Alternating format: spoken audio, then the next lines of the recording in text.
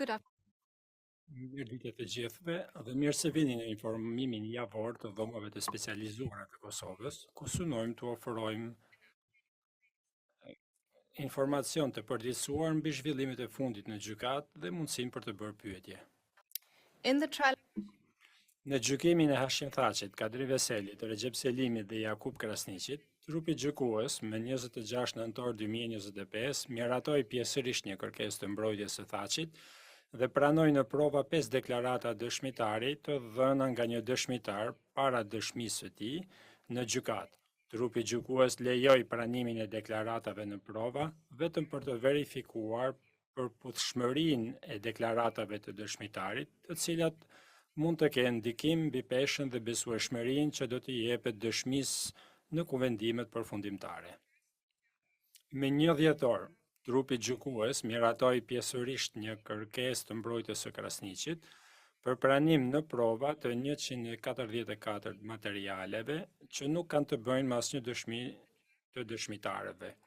Grupi gjykues pranoi në prova 112 prej këtyre materialeve dhe refuzoi 32 prej tyre, pasi këto materiale kundërshtohen, nuk janë relevante për akuzat, ose mbrojtja nuk ka vërtetuar se si këto materiale janë relevante për akuzat. Grupi gjykues, duke vepruar sipas kompetencës që ka, pranoi disa prej provave materiale të propozuara në rastet kur identifikoi informacion relevant në materiale jo relevante.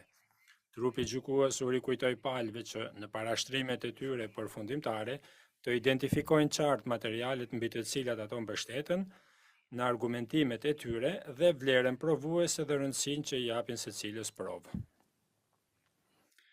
Gjithashtu me 1 dhjetor, grupi gjykues miratoi pjesërisht një kërkesë të mbrojtjes së Thaqit për pranim në prova të 166 materialeve që nuk kanë të bëjnë me asnjë dëshmi të dëshmitarëve. Grupi gjykues pranoi 149 prej këtyre materialeve dhe refuzoi 17 prej tyre me konstatimin se ato nuk janë relevante për krimet për të cilat janë ngritur akuza në këtë çështje, ose sepse mbrojtja nuk shpjegoi relevancën e tyre në lidhje me ndonjë fakt apo rrethanë në këtë çështje. Më 2 dhjetor, mbrojtja Hashim Thaqit dhe mbrojtja Jakub Krasniqit mbyllën formalisht paraqitjen e provave të tyre dhe bën me dije se nuk synojnë të thërrasin dëshmitar të tjerë apo të paraqesin prova të tjera. Më 3 dhjetor, grupi gjykues lëshoi një vendim në lidhje me faktet për të cilat palët janë pajtuar. Në pajtim me rregulloren e procedurës dhe të provave, grupi gjykues mund t'i konstatojë këto fakte si të vërtetuara, përveç nëse mendon se për faktet e pretenduara duhet të paraqiten prova më të plota. Sidoqoftë, grupi gjykues vuri në dukje se jo të gjitha palët u pajtuan për të gjitha faktet në fjalë dhe nuk pranoi ato për të cilat nuk pati pajtim unanim nga palët.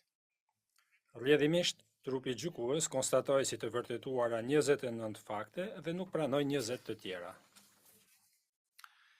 Grupi gjykues caktoi datën 19 janar 2026 si afat për prokurorinë dhe mbrojtjen për dorëzimin e dosjeve të tyre gjyqësore përfundimtare dhe për dorëzimin nga mbrojtja e viktimave të deklaratës mbi pasojat e krimeve të pretenduara për 155 viktimat pjesëmarrëse në këtë çështje. Fjalët deklaratat përmbyllëse janë caktuar të paraqiten nga data 9 deri më 13 shkurt 2026 dhe data 16 dhe 18 shkurt janë rezervuar në rast se fjalët përfundimtare marrin më shumë kohë se çpritet. Pas deklaratave përmbyllëse, grupi gjykues do të mbyllë çështjen dhe do të fillojë kuvendimet për nxjerrjen e aktgjykimit.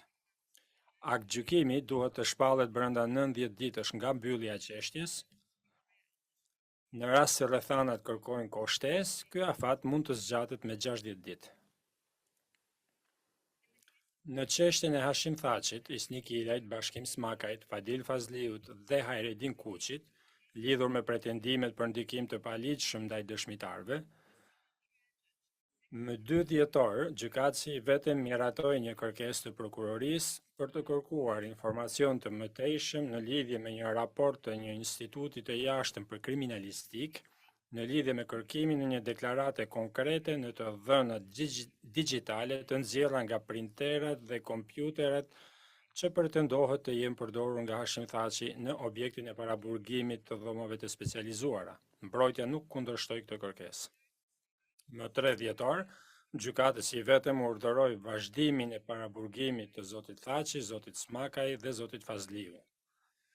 Ndonë se nuk konstatoi dhe nuk mori parasysh rrezikun e arratisjes për asnjërin prej të akuzuarve, gjykatësi vetëm konstatoi praninë e rrezikut real se të akuzuarit mund të pengojnë ecurinë e procesit dhe konstatoi se në këtë fazë të procesit vetëm masat në fuqi në objektin e paraburgimit të dhomave të specializuara mund të zvoglojnë ndjeshëm mundësinë e ndikimit ndaj dëshmitarëve.